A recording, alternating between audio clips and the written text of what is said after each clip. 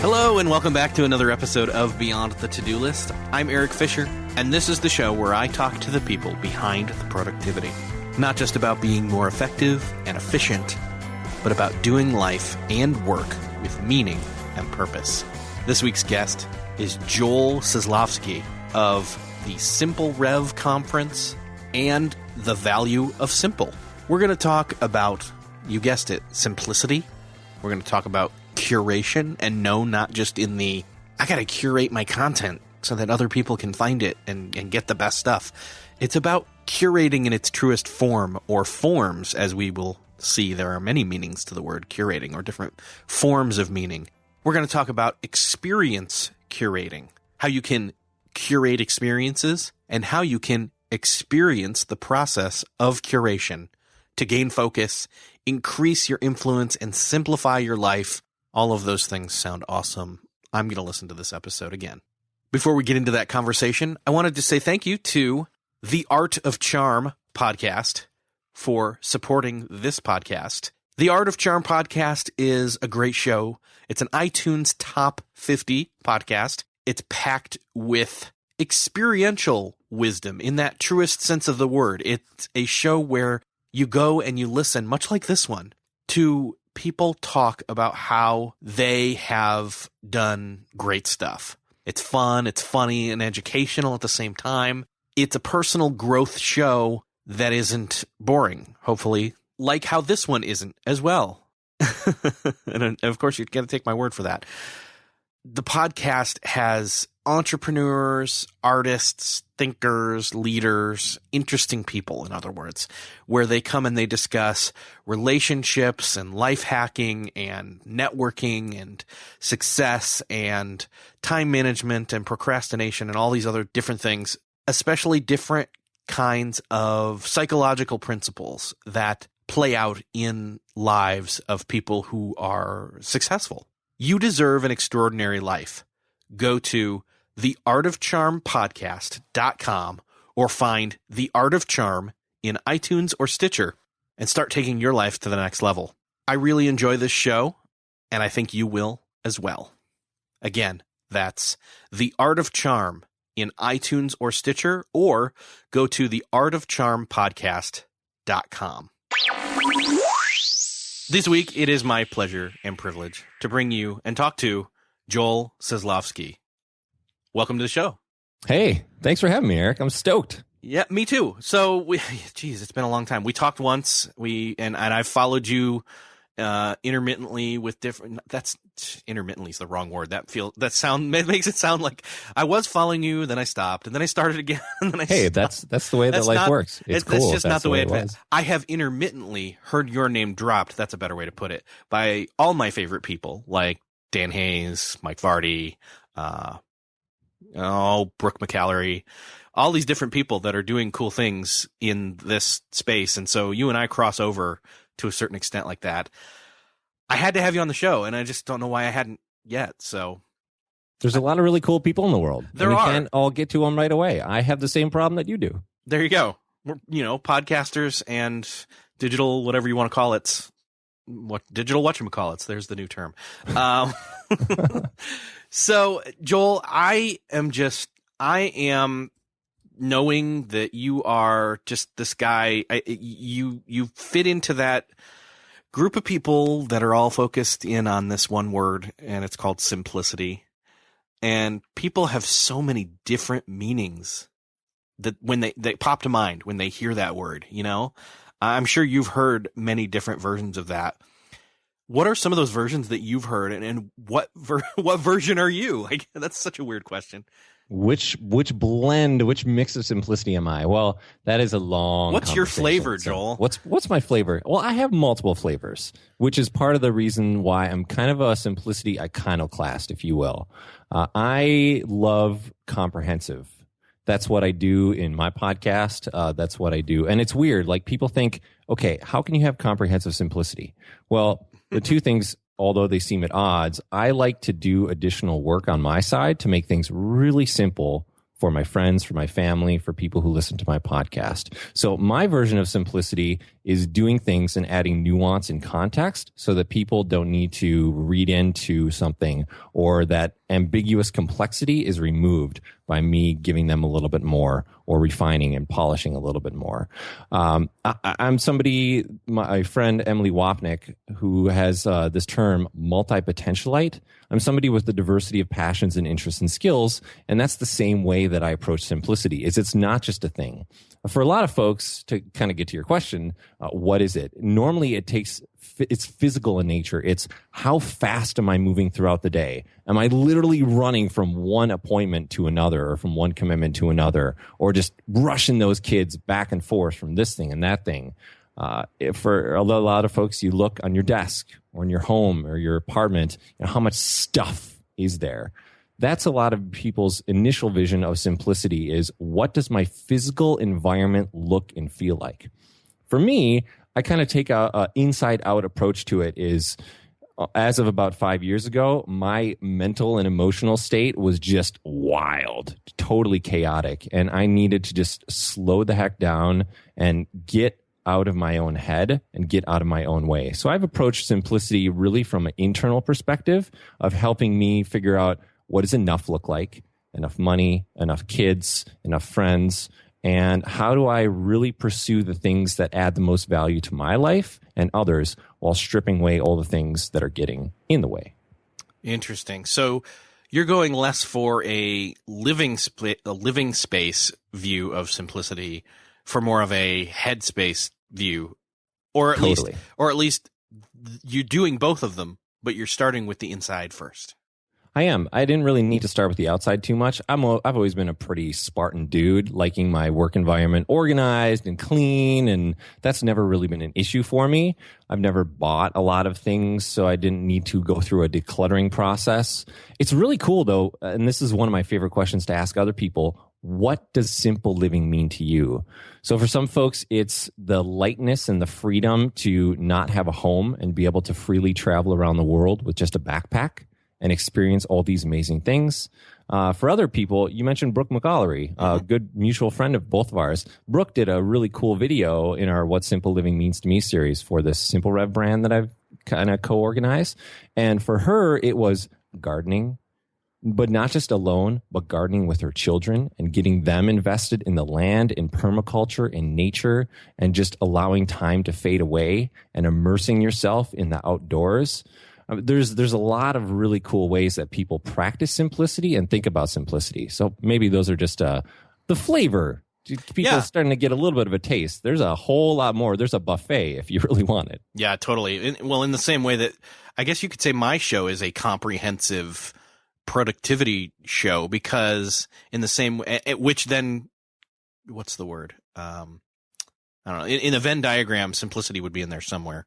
There would be a lot of crossover, because you can go all these different places with this. What are you doing? How are you doing it? What should you be doing? When should you be doing it? And those are all questions that would also tie into simplicity. So. Yeah, I like you mentioned Mike Vardy too. I love his approach. I'm not a productivity guy, although I like productivity. And there's a lot of folks. I mean, you're cool. I've listened to your show a few times, intermittently, if you will, Eric. Nice, well played. Thank you. But you look at somebody like Mike Vardy, and I mean, there's a dude, he's productivityist. He's got productivity in the name, but his approach to it is simple, especially with this new thing he's got going on, the Now Year. Yes. He and I have talked about it so far, and I love that flexible, simple framework for productivity. So yeah, I mean, I guess you can simplify anything in life, just like you can be productive with anything in life. And the two are really go not necessarily hand in hand, but the principles that you can use for productivity and the principles that you can use to simplify your life, often when you combine the two, there's just magic that happens. Yeah, there's so much crossover. There's so much. It's like Superman and Batman, basically. And okay, Mark Vardy, so we'll go Green Lantern as well. It's the Justice League. So, well, you prior to your personal renaissance and the catalyst for that, which I'd love to hear you share a little bit about that. What was your view on all of this? I didn't have a view because I was too busy running around and pursuing things that I've now determined didn't truly matter. So yeah, to give you a little bit of the background, I'm 35 years old now. And for the first 30 years of my life, I was on autopilot. I know that sounds weird to say, but I was. And my life was great. I truly enjoyed the first 30 years of my life. But I was just following a script and checking out boxes that I didn't agree to and that I didn't even know that I had. So in typical American middle-class fashion, get good grades in grade school and junior high and high school and play nice with the other kids and make friends and don't do drugs and go to college, maybe meet your spouse there. Check. I'm checking all these boxes, Eric. And then get a comfortable, high-paying job. I did that. I went into corporate America and worked there for a decade in the financial industry. So here I am. I'm a dude in the financial industry, pretty much working solely for the paycheck.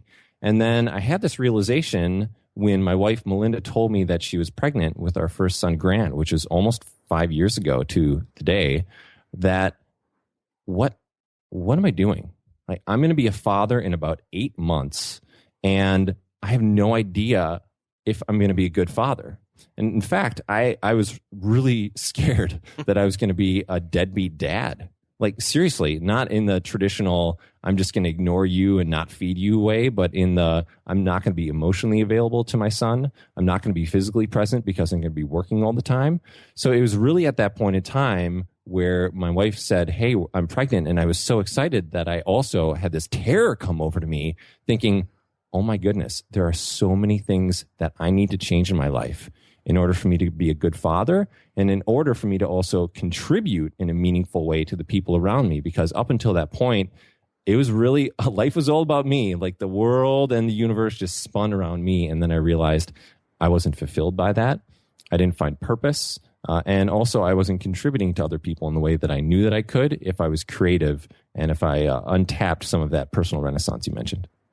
So how did that translate over? You have this great motivator and you have this great realization, but how do you move forward from that, especially when suddenly there's a 9-month clock ticking? Well, the first thing, giving up video games. That was literally the first thing that I did. Have you ever played World of Warcraft? You ever heard of it? I skipped over that. I kind of had my have to give up video games moment before that. Okay, well, I was hooked on that game for about 6 years. And when I say hooked, I'd stay up until 3 o'clock in the morning on weekdays playing that, and then barely sleeping, going to work for 11 hours as a total zombie. I have no idea how I did it. And when I wasn't playing, I was in online forums, reading about it and commenting and strategizing with my guild mates about the upcoming big boss fight. I mean, it was darn close to all consuming. You were Leroy Jenkins. I was kind of, I didn't get to have my moment. That is such an old meta, like that's 10 years ago meta online joke. Anyway, that is, but hopefully other people are catching the Leroy Jenkins reference. I will go ahead and put I'll find it. I'll find the video and I'll put it in the show notes. Awesome. So I'd do that, but anyway. Step number 1 is figure out what is sucking up the most time and not giving me anything back. I mean, that was not just taking up my time, but also making me less healthy because I would frequently go on sugar binges while I was playing the game. I was sitting for 6-7 hours straight without getting up. And it was a horrible thing. And I realized this is what's holding me back. Done.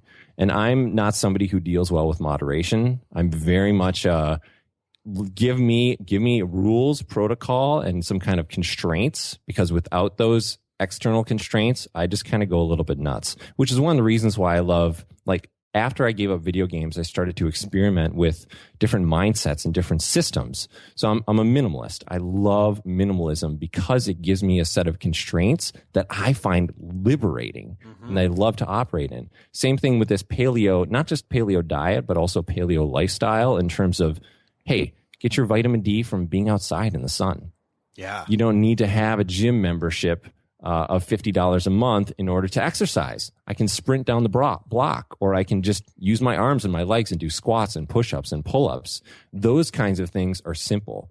Paleo, minimalism, and as I started to get past And once I actually had the time after I gave up video games and I started to reorient myself, for the first time in my life, I really started experimenting with different ways of thinking and acting and being. And that's when I started to get into this whole simplifying thing.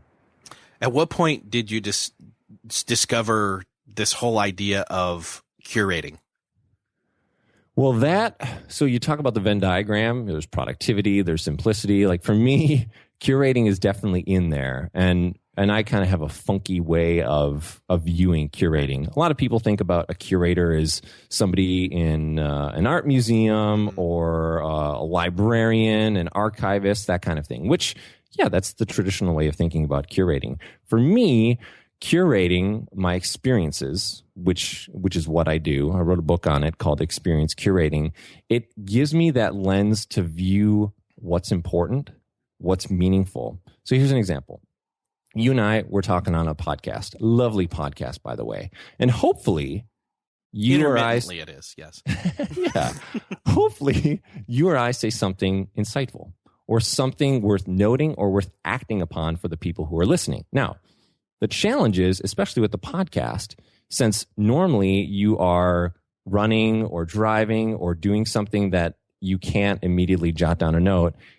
Erik, if you blow my mind right now with a quote, what am I going to do about that? So let me ask you first. If you are driving in your car and you're listening to a podcast, Erik, and you hear something absolutely amazing, how do you note that? Well, I should probably not share this, but I'm going to anyway. Usually I am weird where a lot of people subscribe to podcasts on their phone. And I do that with certain ones that I want to know right away. Oh, a new one of my favorite show is out. However, I have these other ones where I will put them on my iPod and I will have them playing in the car. And then my phone is in the dash, probably with a GPS. And so I'll just tap something while I'm still looking at the road. I won't change my view. And I will say something along the lines of, "Hey Siri," or something. And I'll just hit the speaker button and, I'll quote it back in, and I'll have paused the podcast, by the way, before doing this. Okay. That's perfect. I mean, that's pretty similar to what I do, which is I use Evernote to record that note, but it's an audio note where either I'll record the timestamp, what somebody just said, or my impression of it. So that context, the first time that you experience something, it could be very different if you were like, maybe I'm enraged when I'm driving. I'm not, by the way. I'm a pretty cool dude. But based on your physical environment, your emotional mindset at that point in time, capturing the meaning of the moment when you experience it, I should say, or close to it, that's really important because our memories everyone's memory is, some people have good memories, some people have bad memories, but everyone's memories change fast. Despite the fact, and I could cite all kinds of TED Talks and scientific literature on our memories and how weird and funky they actually are, but capturing that moment as it occurs, or as close to as it occurs, what you do with Siri, what I do with Evernote, that capturing process is great. Like you've noticed, you've had the self-awareness and the filter in your life to understand this is cool. I need to do something with it. Maybe that's archive it for future reference for a book that you're writing. Maybe it's sharing it on social media. It could be for a lot of different things, but that kind of gets into the process of curating that I like to talk about, which is filtering your experiences, having some kind of lens in which is what's meaningful or useful for someone else, and then going through this 6-step process. So, and again, you mentioned this first off when I said the word curating, that a lot of people, they hear that word curating and I think they go one of two ways, which are similar. They either think of somebody who's running a museum, or they think of, modern day, they think of like a Guy Kawasaki type person who's curating other people's content to share and become an influencer and all that kind of marketing speak. And I walk the line there in that realm some. But I think that there's something else where your title, experience curating, could be taken two, maybe three ways, where either you're curating experiences or you're experiencing curating. What are your thoughts? It's both. Nice. And I'm glad that you did that. For some reason, I'm terrible at naming things that have 2 or 3 different meanings, it's a problem. Somebody's going to have to analyze me and figure out why I got to do these whole double or triple meanings thing all the time. But yeah, I want people to experience the act of curating, to be your own archivist, your own librarian, because no one's going to do it for you. So many people are capturing so much these days, photos and quotes and on Pinterest and video with their phones. I mean, we constantly have the capacity to capture anything that we want. But what are we doing with it after we've captured it? Or are we mindful in the capturing process? Or are you just automatically whipping out your smartphone based on some trigger that you don't understand and start recording a video for a minute? So knowing why it is you are capturing something and then having a system in place. This is kind of where the nerdy spreadsheet productivity system-oriented dude comes into play, at least for me. So I will archive that, whether it's a quote from a podcast or maybe it's a recipe that I just tried out. This was good, this was bad. I'll have all of these different experiences, songs that I listened to or movies or books that I read. I mean, anything that you can experience, you can curate if you want to, if you have a reason to. And then having an organizational system for it, starting with categories. And if you really want subcategories, what are the relationships between all of these individual elements that make up an experience? Who, what, when, where, why, how? All those different things. And for me, these are all columns in an Excel spreadsheet. And putting them all together, who said it, when was it, where was I, what was the music like at that restaurant at that point in time, that provides the context that I need to reconstitute that experience the way that it occurred as opposed to the way that I remember it. And if it's useful, whether it's in business or with a friend who's in town and they want good restaurant recommendations, I can provide that. I can share it whenever I want to. Joel, we're talking a lot about this curating idea. And I think I think there might be a third meaning to your title. I'm trying to see if I can figure out the best way to articulate it. The 2 previous ones are that you experience the process of curating. So that's one. The second one, which we should talk some more about now, is curating your experience. Cause, we're doing all this documenting. But are we really doing any choosing, any curating, choosing the best stuff, which is what I think of when I think of curating. But there's this third thing, which I think goes into the realm of experiencing someone else having curated. Does that make sense? Sure. So the first 2 are they're active, and the third one is somewhat passive, as in someone has done the work for you and you're benefiting from it. Yeah. And I think that's maybe the experience we have if we go to the art museum, because there it is. It's an experience. But 2, somebody else has already curated everything. We just need to go and experience it.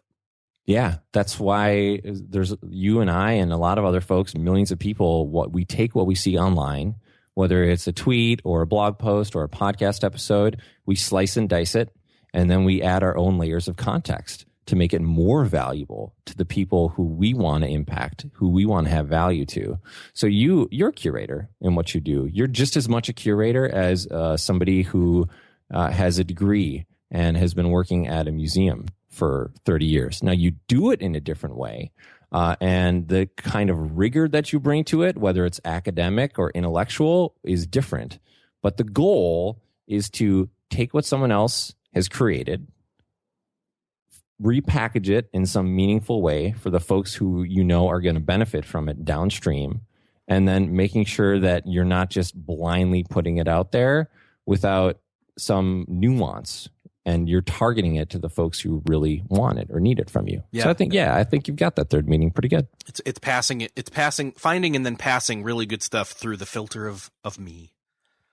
Yeah, whether that's a TED Talk. I do this all the time, and I'm curious how you experience things online or offline, and then how you share them. Because that last step in this 6-step process I call focus, filter, archive, organize, contextualize, access, and share, that's the optional part. And some people love to curate in a scrapbook or in a journal or just for themselves, and that's totally cool. But you and I are very focused on how we can contribute to other people's lives.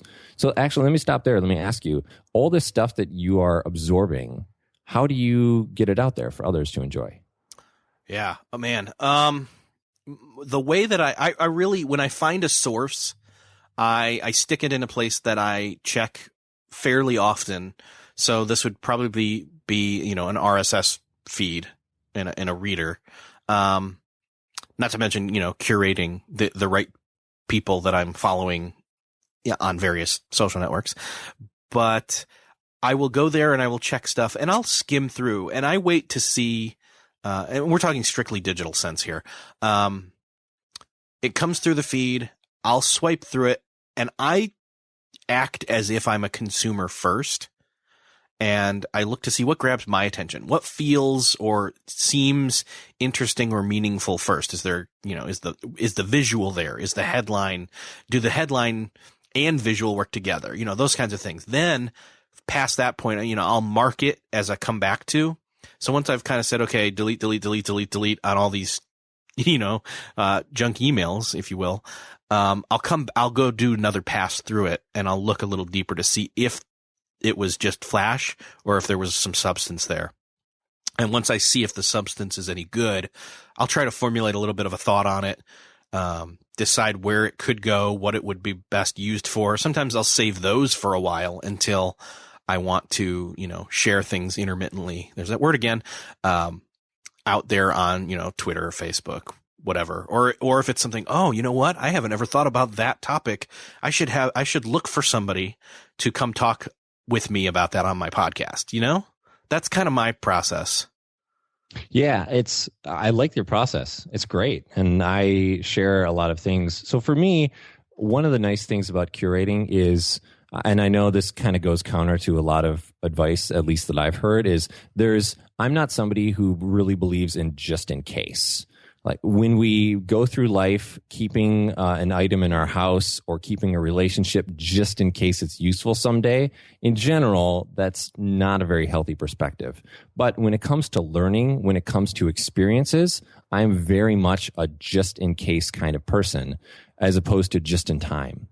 I'll give you a couple of examples here. So I'm starting to get into this world of webinars. And I'm fumbling around and really I have no idea what the heck I'm doing. But the good news is I knew at some point that I would want to get into it. And as I encounter a blog post, a podcast episode, a conversation with a friend who's just a webinar genius, and there's something that he said that really resonated with me that I'm going to want to use or know when I start to get into it, I've captured all this stuff already. And now that I'm getting into it, I don't need to do any research. I already have all the best stuff that I've come across over the last few years on webinars in my spreadsheet. And it's just a matter of figuring out how do I personalize that? What are my best practices? So I don't have to go hunting. I don't have to do Google searches. I already know the person that I need to follow up with or have access to the information that I need in order to get started right away. And that's one of the things that I found time and time again is there are certain things that I can anticipate needing in the future. And by curating them at the point that I experience it, as opposed to at the point where I need it, I can be useful for me, but also I can provide that knowledge. I can provide that insight to other people who want to get started with podcasts, who want to get started on mindfulness. I can send them, okay, you like simplifying? Awesome. Oh, I know that you love TED Talks. Here are 3 amazing TED Talks that I've experienced on simplifying, and here's why I think you would love them. And I can tell somebody that because I have the synopsis, or at least the way that I experienced it, in my spreadsheet in a column called context, and I can tell them, here's the deal, as opposed to click this link, it's awesome. There's a very big difference that I found from just sharing something by saying, hey, click here, it's awesome, as opposed to saying, click here, it's awesome, and here's why I think you'll benefit. Yeah, and I think I probably left out a step in my processes. In the end, something, even if something isn't share worthy, but it's worthwhile to me to, again, hold on to just in case. In that same way that you're talking about webinars, I do that exact same thing where it's like, man, at some point I really want to, I don't know, insert interest that I have but don't have time for right now here. But I know that, wow, this is something that has a lot of meaning. It's easy to understand. It's a great jumping in point, or it's maybe an advanced part that I know I'll get to after that. And throwing that into an Evernote to be able to just type in, a couple keywords and have it pop up is one of those things, to have it outside my brain, but to have it archived just in case for future me. Yeah, that's a great way to put it too, is when the present version of you is mindful, when you can give your attention to what you're focusing on, and really slowing down and simplifying has helped me tremendously, and actually focusing. And as opposed to having 10 different thoughts in my head when my best friend is telling me about something super deep that I should really be paying attention to, but I'm off in my own world, being able to focus on that person and really tune into them has helped current me really be an asset to all the millions of future me's that are going to be coming.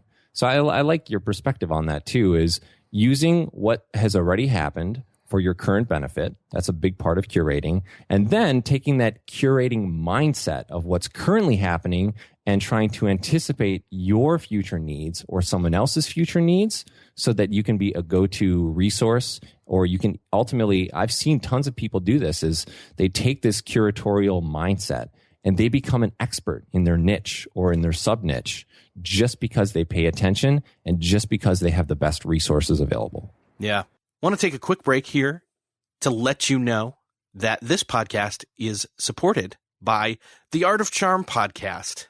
The Art of Charm podcast is an iTunes top 50 podcast. It's packed with wisdom in the truest sense of the word from many different topics, including how to create confidence, how to get people to like and trust you, networking, relationships, productivity, time management. And it's fun and funny and educational at the same time, much like I try to make this podcast. It's personal growth without being boring. As a listener of the show, it's a show about truly leveling up your life and relationships, friendships, at work, at home, everywhere. And the show offers meaningful, fun, life-changing insights with a practical edge so that you can apply something right out of the box every show. You deserve an extraordinary life. Go to theartofcharmpodcast.com or find The Art of Charm in iTunes or Stitcher and start taking your life to the next level. I really enjoy this show, and I think you will as well. There's a connection happening in my mind right now, in fact, from this conversation, which is we started off with the word simplicity. Then we added and talked about the word curating. And, simplicity to me, kind of my definition to it is just having what you need and that's it. Curating is making the right choices. So if I put those two words together with my meanings, I get this phrase coming to mind that everybody knows, which is quality over quantity. Does that make sense? Yep, I'm nodding my head over here. Yeah. Keep going. You're doing good. I can't hear you nodding on podcast, Joel. And so this quality over quantity, this making decisions now to, decide what is good for now, but also being mindful of the future at the same time as you're walking through. It's just, it's kind of it's very much a headspace thing. Again, like you were saying, is from the inside out, and in getting those set, and what other areas do you do, or do you see simplicity and curating applying to not just, we briefly touched on, living space. For me, some people, they say the word simplicity or living simply, and suddenly I picture a guy sitting cross-legged on a wooden floor with white walls and nothing else. And that's not what it is, although that's kind of nice in some ways. Yeah, I'll take it. Right. I'm not there, but I'd take it. I'd like that to be the way the inside of my mind works. So to move to the internal. But what about when it's not just the inside out you? Simplicity and curating, it's not about just you, I guess is what I'm saying. It's not just about how you decide to have your environment, what's around you, or your internal environment, but also how you interact with the people in both of those situations that are tied to you, that you have curated, if you will, into relationships with you. Well, you just hit it. So let's talk about relationships for a moment, and we'll take it from a couple of different lenses. First, let's talk about relationships from a curating perspective. Now, my viewpoint on this has been informed. There's a guy named Keith Ferrazzi who wrote two absolutely amazing books, Never Eat Alone and Who's Got Your Back. Oh, yes. And you're familiar? Never Eat Alone. I hear a lot of people talk about it, and I do it too often.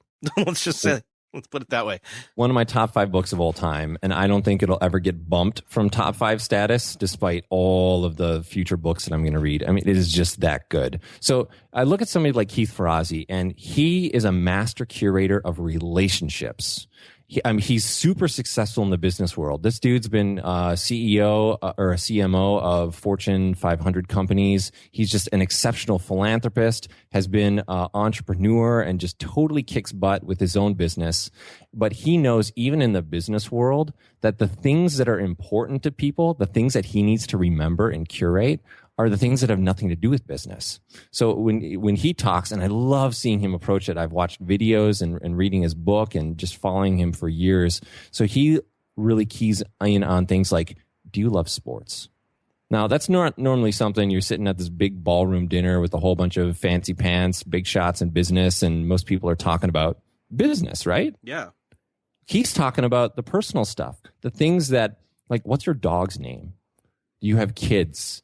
What's your favorite charity? Those are the types of things that people really care about. And when you pay attention to those, when you archive them and when you bring them up in future conversations, people are wowed, just absolutely wowed. One, that you're paying attention. Two, that you cared enough to remember these things, whether it's in an external brain, like your CRM system or somewhere else. So I take my cues from Keith Ferrazzi when it comes to relationships. And when I am having a conversation with friends or with potential friends, I do the same things too.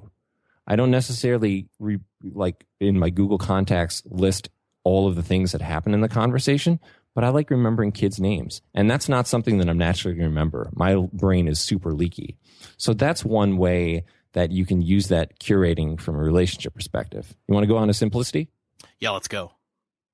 So I've got a problem. Let's start here. I think I mentioned to you already that I'm a bit of an extrovert. Yes. Yeah. And the one thing that I can never have enough of is friends. My buddy, Scott Dinsmore, I remember he wrote this. Actually, I can look at my spreadsheet and give you the exact quote if you really wanted to. But he says the same thing, is the only thing that he can never have enough of is friends. And I kind of feel the same way. So because I'm always engaging people and trying to build community and connect people to each other, I've got a problem. Because the more people you invite into your life, the less simple it gets. Because you need to manage those relationships, and I guess that's really a bad word, is I never try to manage my relationships. I'm always trying to figure out how can I cultivate them and how can they grow. Yes, and actually you saying that reminds me of what you just said, which was that he was in a business setting. What was the other guy's name? Not Scott Dinsmore, the other one. Never Eat Alone. What was his name? Oh, again? Keith Ferrazzi? Keith Ferrazzi. That he was saying, he was that, man, how unique, I guess it has become now, that we're treating people like people instead of potential clients, in this business world. It's a bit ridiculous, honestly. Yeah, imagine that. Two humans. I know. Talking to each other like they're both humans. Yeah, exactly. Not caring about social status or power or, whether you have Oprah's attention or not, but just two human beings acting as peers and engaging each other more or less as equals. Yeah. I know that's kind of a crazy thought, but that's the way that I approach relationships, whether I'm at a business type of conference or whether I'm talking to my family here at home. There's really only one version of me. And this is kind of what I'm getting into when it comes to simplicity in relationships. So before, the pre-personal renaissance version of me, I wore a different hat. I assumed a different persona based on who I was talking to, where I was, who might come into the room, all these different things. There were 1,000 different versions of me. Now, there's just one. And some people don't like it. Some people don't like how casual I am in my communication. Some people don't appreciate how blunt I am. There's 100 different things that people might not like about me, but I've learned to be authentic in how I show up. I've also learned to allow myself to be vulnerable, as opposed to, talking about your favorite local sports team and the weather all the time, which is fine. I mean, I do that too. Just getting deep with people quick. And that freaks people out when I just cut past it and I start asking people questions, which kind of cut to the core of what makes us tick and who we are and what we represent.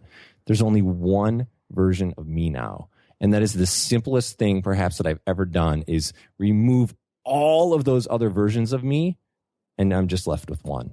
Man. And I'm so much better as a person, but also as a friend, as a parent, as a spouse, all the different roles that I assume. The simplicity of just one version of me is amazing. Absolutely amazing.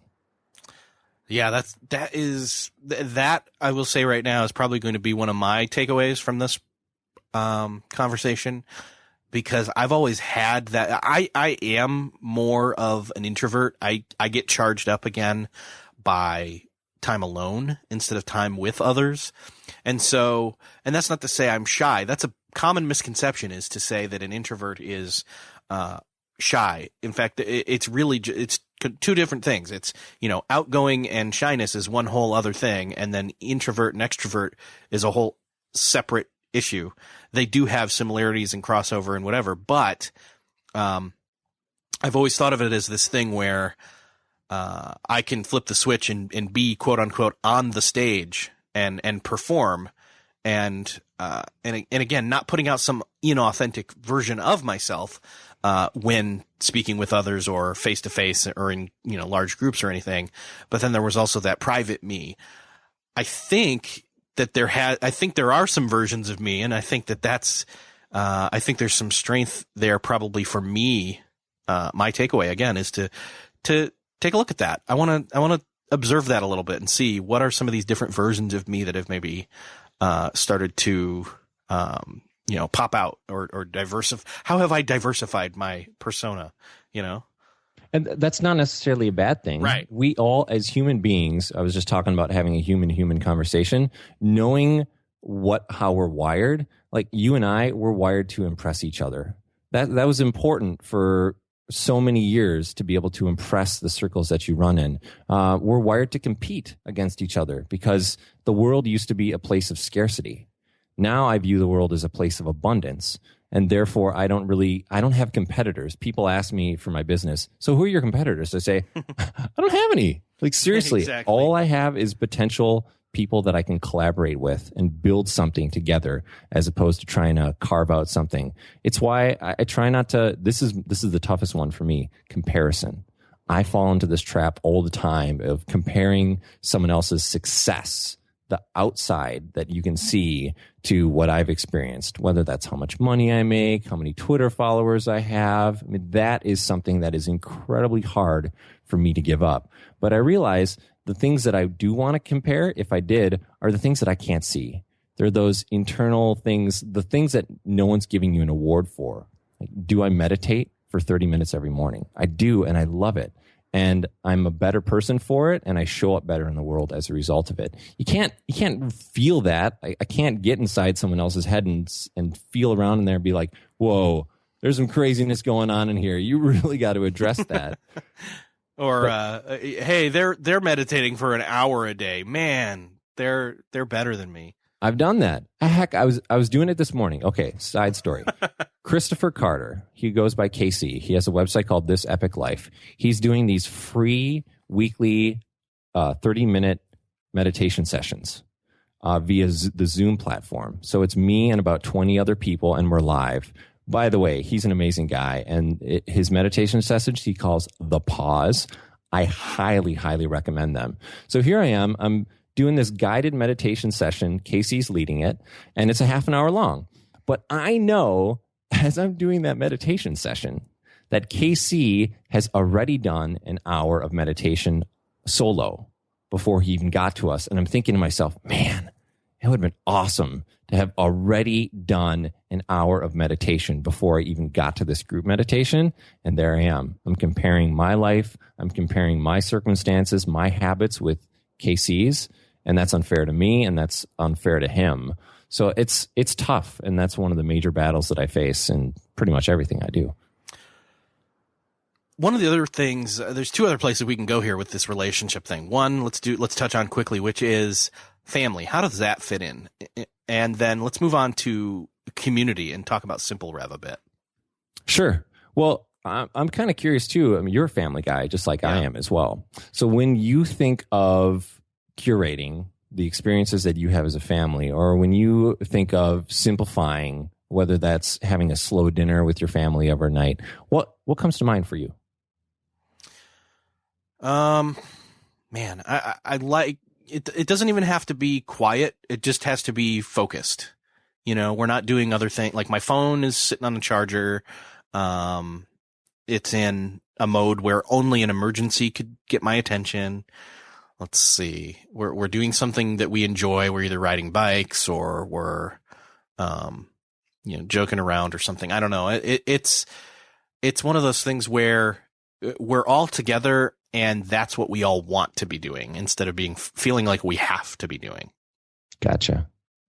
That's cool. And pretty much in all those, you're not necessarily in front of a glowing screen. Exactly. Which, you and I, we love our glowing screens. I mean, we're in front of them pretty much all day long, and I need it. We need it in order to have the kind of impact on the world that we do. But when it comes to family time, I try to avoid glowing screens, smartphones and TVs. And it's not, I mean, we're, as a family, my wife Melinda and I and our two boys who are 4.5 and 2 years old, we're very intentional about when we let them watch TV or what kind of shows that they're watching, as opposed to just having them sit down with a remote saying, here, go, you got 2 hours. That's not the kind of scenario and again, I'm just telling you what we do. I'm not trying to say that we know the right way to live or that we're doing the right way of parenting. Yes. Most of the time, I think I'm doing it wrong, actually.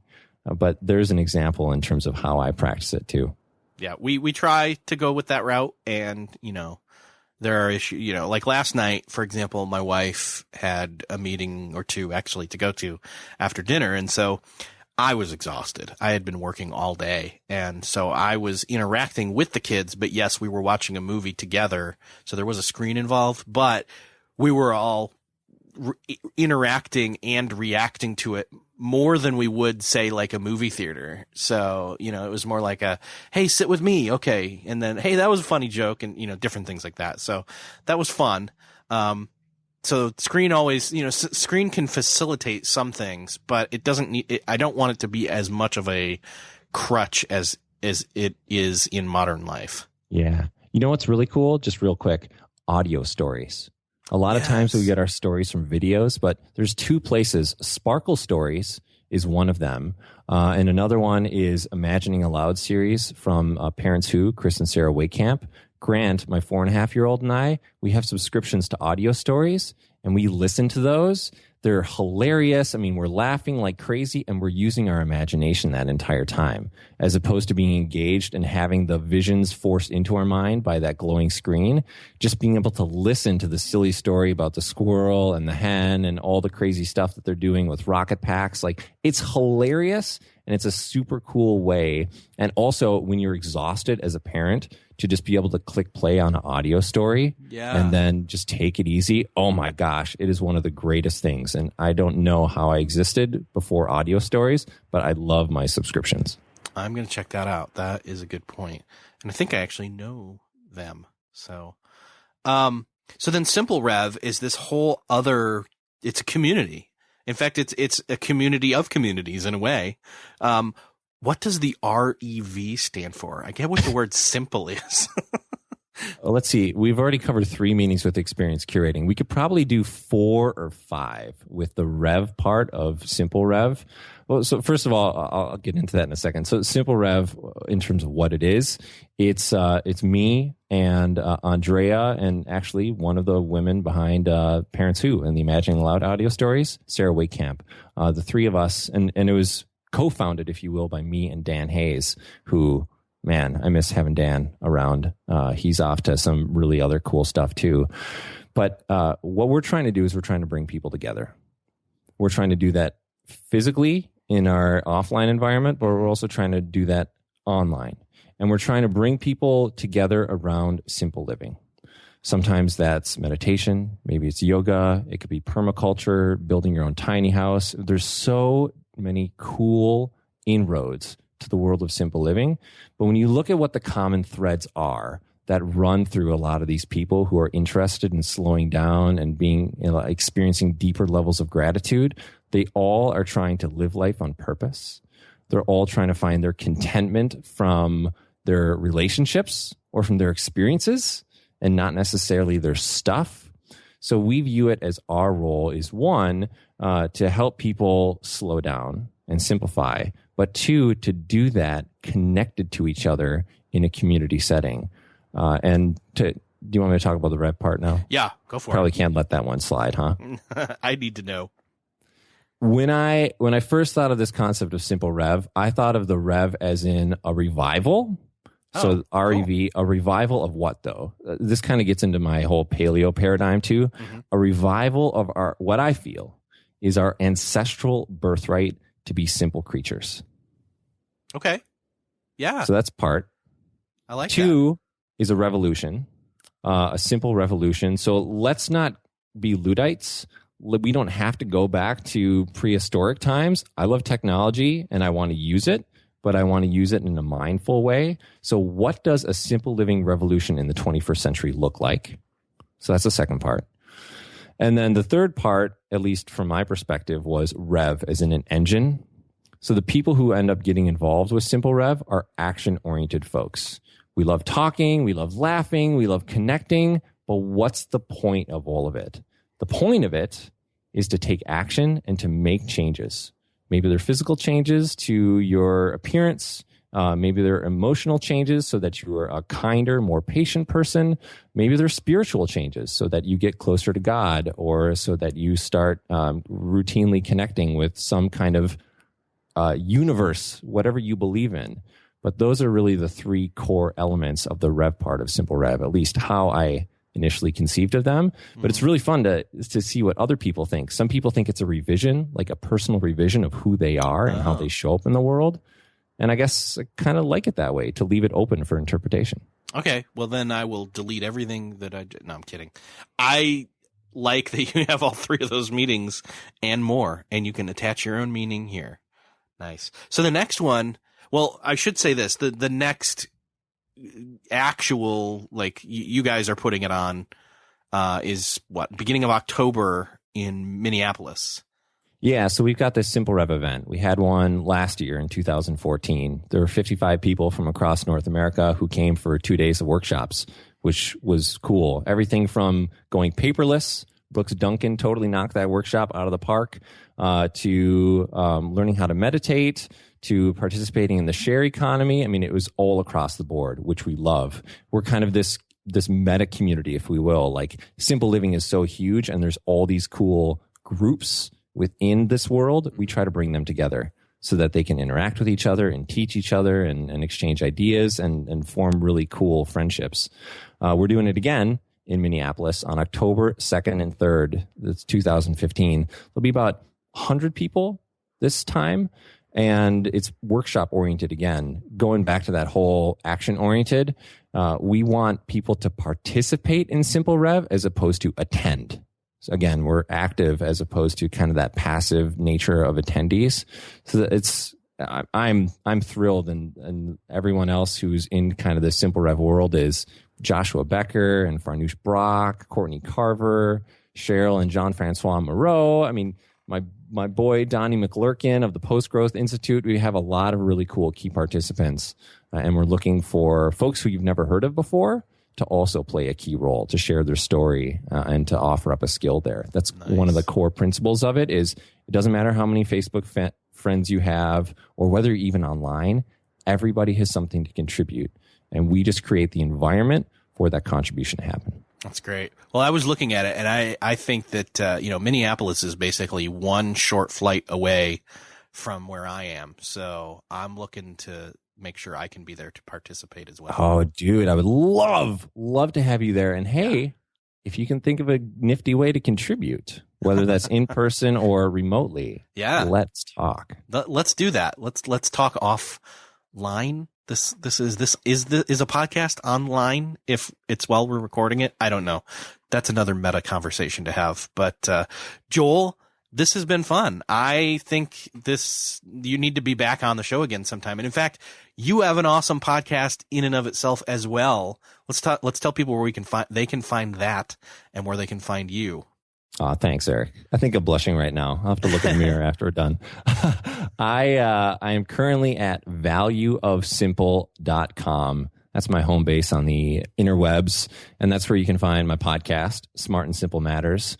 If you want to know more about this Simple Rev thing that we were just talking about, there's a link there to Simple Rev. Facebook and Twitter, everything is there. But valueofsimple.com is really the hub, and on my podcast, it's the favorite thing that I do. I just like you, I just love podcasting. We're about 75 episodes deep, and I get to talk to all these amazing people about all these topics that we've been covering, and every once in a while go solo. It's a lot of fun. That's awesome. I think listeners of this show are going to probably find a lot of crossover over on that show and to be able to dig deeper and even broader in some senses. So check it out. Joel, thank you so much for being on the show. It was great having you. Yeah, thank you too, Eric. I appreciate it. Well, I hope you liked my conversation with Joel Zaslofsky. It really was fun. It was a fun conversation to talk about simplicity and curating and how to make the right choices based on quality over quantity, and about how to think about benefiting future you as you make these decisions. Thanks again, Joel, for joining me. And thanks again to the Art of Charm podcast for supporting this episode of Beyond the To-Do List. Again, the Art of Charm podcast is another podcast where you can go and listen to people talk about how to level up your life. You can find the Art of Charm podcast at theartofcharmpodcast.com or in iTunes or Stitcher by searching for The Art of Charm podcast. If you're out and about and you don't want to have to go back and try to find the show notes for this episode later, I've got an easy new trick for you. All you need to do is text the word BEYOND to the number 33444. That's BEYOND to 33444. Thanks again for listening. I'll see you next episode.